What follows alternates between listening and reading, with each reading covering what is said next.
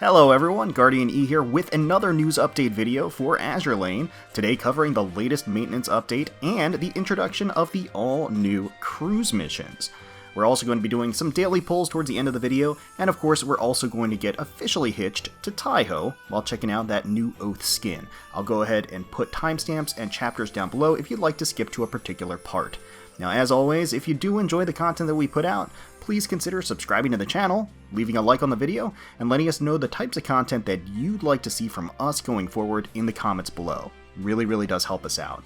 With that, let's get into it. Now, one of the first quality of life changes introduced is the fact that we now have a level cap increase. So now it is at 125 as opposed to the 120 as you can see here. And to get the ship girls up to the level 125 and to awaken them past 120, you will require an all-new item to awaken called the Cognitive Array here. Now, they've also adjusted the amount of EXP needed to reach level 120, and they've actually increased some ship stats from level 1 to 120, which is pretty exciting. So they've made those adjustments to the scaling, and you may have recognized when going back after the maintenance that some of your ships got a little level EXP boost. It's because of that scaling adjustment.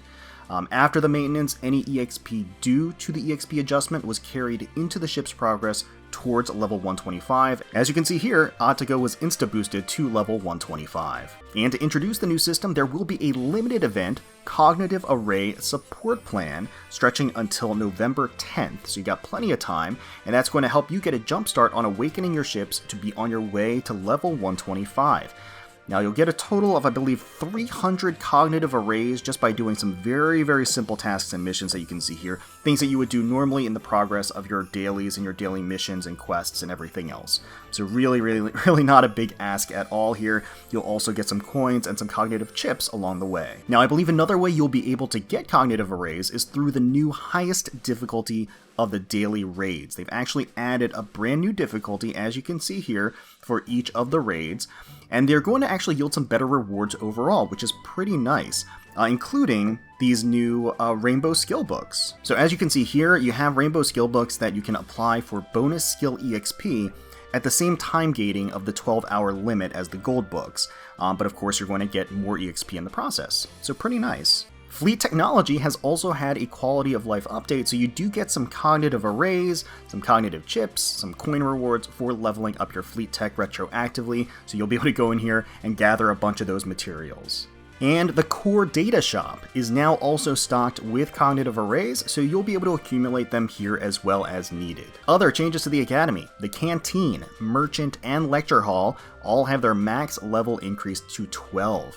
Honestly, it's about time. It would be nice to get that canteen up a lot higher, get that oil production rate a lot higher as well. Now, they've also made adjustments to how the lecture hall works. Now, as opposed to just dropping ships in there to learn for a particular period of time and gain EXP passively, now you can just produce EXP data packs based on proficiency accrued during battle, and then use that as an item to boost EXP, which I think is an awesome addition. The game thus far has been missing that component, that item to just provide an EXP boost, and this is the perfect way to introduce it. Now you can get a jump start on leveling up your ships rather than kind of just sticking them in the dorm to begin with. Now you can use these EXP packs to actually get them up to a reasonable level. Now, of course, they've also added a brand new retrofit for Yudachi, and in order to get the retrofit materials, you have to participate daily in this port eating contest. So I'm just gonna start it up here so you can see. So it's a timing-based mini-game that you have to basically hit or tap the button when the little chicken wing or the chicken drumstick goes into the green area, I believe. It's kind of, I gotta say, despite the adorable sprite work, this is kind of one of the more confusing, I would say, mini-games to see how, as to how the mini-game itself is related to these cute little girls chomping down on some chicken, but I guess it doesn't really matter. Cute for the sake of cute, never really hurt anybody. But if you do this daily, you get these meats, and you can ultimately exchange these meats for a retrofit item for Yudachi herself. So similar to Warspite and San Diego, this will allow Yudachi to retrofit into a UR, essentially for free. That sneaky Akashi has added a promise crate in the shop, so if you do purchase Oath Rings, this is actually the best deal for them. You get 2 of them for 980 gems, and of course that is very timely because we got new Oath skins for Noshiro, York, and Taihou. All of these dresses, all of these outfits look fantastic, these new brides look amazing, and of course we're going to be taking a closer look at Taihou's a little bit later in the video. Alright, so now let's address the elephant in the room, the cruise missions and the cruise pass. Naturally, this is a very hot button topic. Anytime you introduce a new revenue stream or a new paid component to the game, people are going to have some wariness, of course, when that comes into play.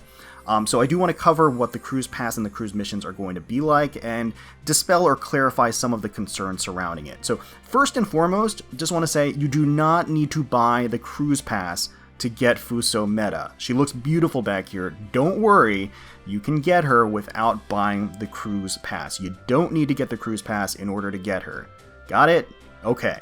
If we go into the cruise missions over here, you can see how it's structured. There's basically a free column, the regular rewards, and then there's the Fair Winds reward. So that's going to be the cruise pass.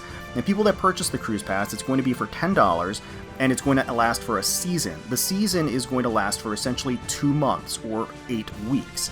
And if we go to the mission list here at the bottom, so you can see the cruise missions here are broken up into 8 weeks to represent the 2 full months.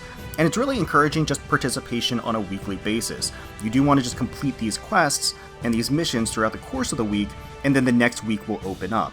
And you can see it's really simple stuff. Things like opening tech boxes, scrapping gear, enhancing gear, just very, very simple things in order to complete the missions and ultimately get these progress points towards your ultimate goal of getting Fusou Meta. So all the cruise pass itself does is it opens up this other column, the Fair Winds rewards, for you to be able to access, so that as you're completing the progress, not only you're getting the regular rewards, you're also getting the Fair Winds rewards as well. Now as I'm scrolling through this list here, you can see that there are multiple copies of Fusou Meta. So that does mean in the regular rewards, you get all of the copies you need of Fusou Meta to max Limit Breaker. So once again, you can accomplish this just by doing it without actually paying for the pass. You don't have to pay for the pass. Now what the pass will offer you is 1,500 progress points right out of the gate, so you get a little jump start in completing your quests and completing the progress. Now the only thing that is truly locked behind the cruise pass is this new Saintly Wing skin for Yorktown. I'll put up the full art here so you can admire it. It is beautiful, classy, does look really, really nice, but ultimately it's just a cosmetic. You know, it's a cosmetic edition that you have to ultimately pay for. It's honestly not a huge departure from the monetization method that Azur Lane currently employs. The majority of paid gems out there are going towards skins and cosmetics, so this is really just in tandem with that. And honestly, the Saintly Wing skin is not even like on the lowest rungs of this ladder of progress, so I think you get it pretty early. And then of course, again, you get some pretty nice rewards from the Fair Winds rewards column here. You get some gems, you get some oil, some cubes, some boxes. So some pretty nice stuff if you're willing to cough up the $10 for the pass. Now what I would expect to happen, this is a 2-month season, and I think that all of the seasons going forward are planned to be 2 months. So after these 2 months are over, there's going to be a new set of cruise missions and a new cruise pass, as well as potentially a new meta ship, or a new ship in general, doesn't have to be a meta ship, but a new ship that you can gain through the cruise missions, as well as a new exclusive skin that you can get through the cruise pass. So that seems to be the model that they're going for, and honestly, that's actually a pretty common implementation of a pass. I think one that's ultimately fairly healthy. I know that there's a lot of diverging opinions about this. You know, we'll have to see how brutal the grind ultimately is, but based upon the missions, it seems really not that bad at all. And Azur Lane is usually pretty easy on the grind in most capacities. I really don't anticipate it being that grueling to unlock Fusou Meta. I imagine there's going to be some leeway here. As long as you're participating weekly, you'll probably be able to max her without any real difficulty. And I honestly don't see it being a big deal to get a small grind boost through the pass. If you'd prefer to not get the pass, which is totally fair, you can obtain everything of substance for free. You know, cosmetics locked behind the paywall. Again, what else is new? That's kind of a lot of the MO for Azur Lane. It's standard fare in most instances.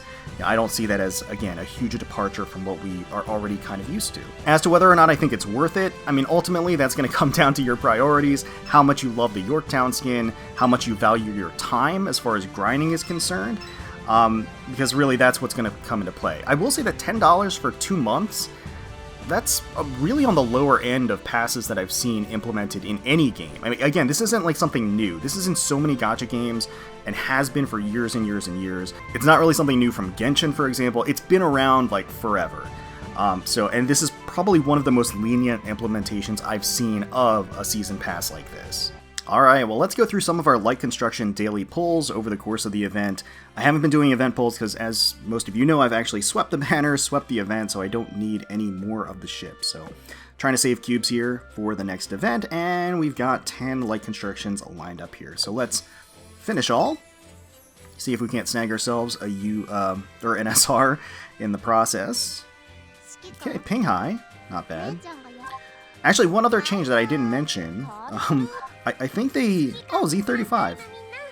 I think they eliminated the fact that you get oil from retiring ships, which is kind of a bummer, because that was actually one way that was pretty nice of, hey, Yukikaze, alright, we are getting an SR amidst this 10 pull, so that's actually not bad. I don't need her, I have her max limit broken, but still, not bad, not bad.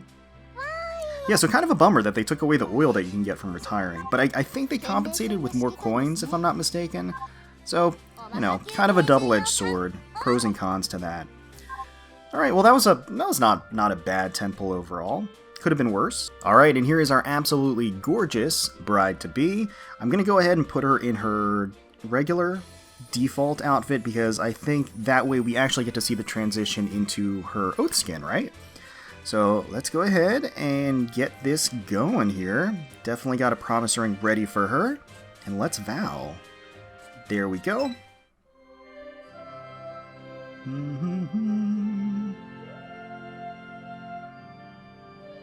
And look at her.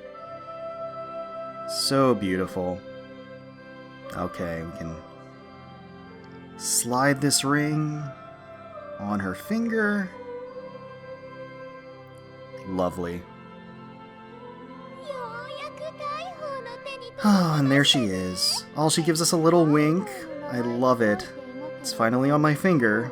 You know, I would have thrown this ring out long ago if it didn't have my name on it.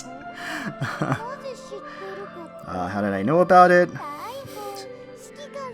Yeah, she has some good investigative qualities. She's very on top of things. So, yay! Awesome! We get to enjoy her oath skin, we get to enjoy the stat boosts, all great things to our lovely, lovely Taihou. Alright, let's go through some of the new voice lines. Receive. Do you like the location that I've chosen? We have the entire evening to ourselves, free from the disturbance of anyone else. My heart is throbbing even more vigorously than the ocean's waves.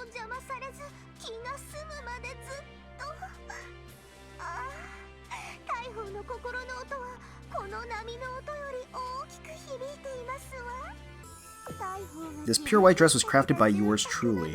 Really? Now, my commander, we can be together forever. On my command. Wow, she made the dress herself?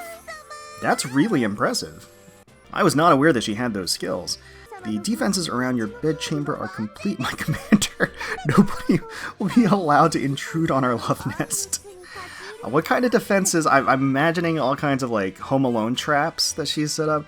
Main screen 2. This sound. Albacore? No way it couldn't be. Commander, tell me you're jesting. We're keeping Albacore away from you, Taihou. You don't have to worry about that. Not a problem. Main screen 3. Is something the matter, Commander? If you're unable to collect your thoughts outside, perhaps I can take you somewhere a bit more private.